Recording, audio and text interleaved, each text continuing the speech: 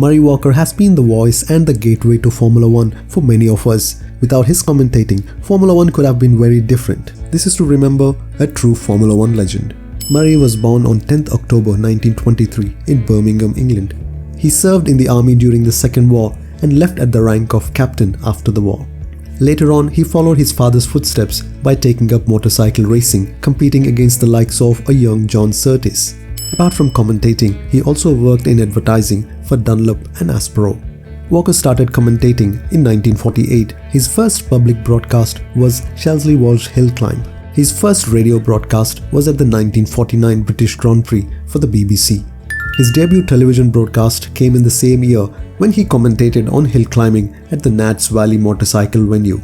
Murray and his father Graham were the single father and son sports commentary pair within BBC from 1949 to 1962. He did occasional Formula One commentaries during the 70s before going full-time from the 1978 season.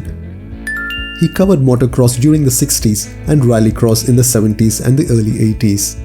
He covered the Macau Grand Prix for Hong Kong TV on 9 occasions. For Formula One, Walker teamed up with James Hunt between 1980 and 1993. The pair eventually became good friends. Walker and Hunt worked together for more than a decade at the BBC until Hunt's death in 1993. Sometimes there were tensions in the commentary booth because the pair had to share one microphone. Walker appeared in 2 television commercials opposite actor Eric Idle in 1988. He also appeared in a Pizza Hut commercial in 96 alongside Formula One champion Damon Hill. He also wrote a series of annuals for the Grand Prix season, Murray Walker's Grand Prix Year.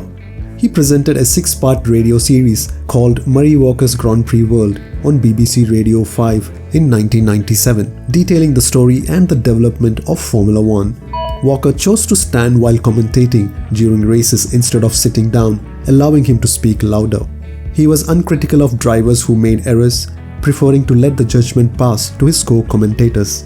Walker was articulate in his speech, and he was a good reader of mood after an on-track incident.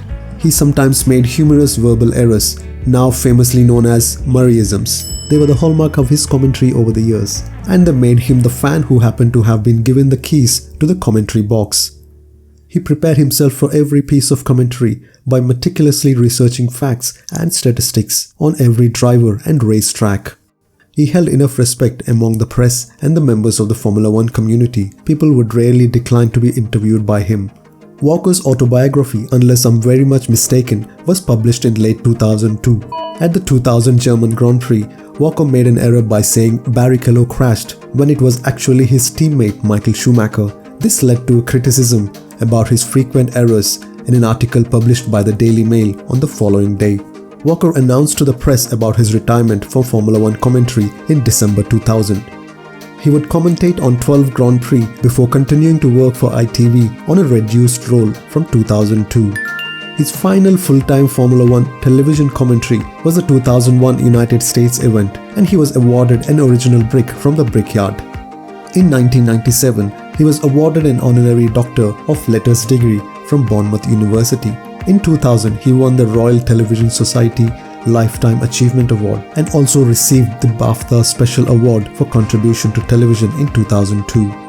In 2005, he also received an honorary doctorate from the Middlesex University, London.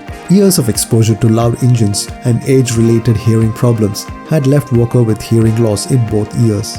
He was voted the greatest sports commentator of all time in a poll conducted by British sports fans in 2009.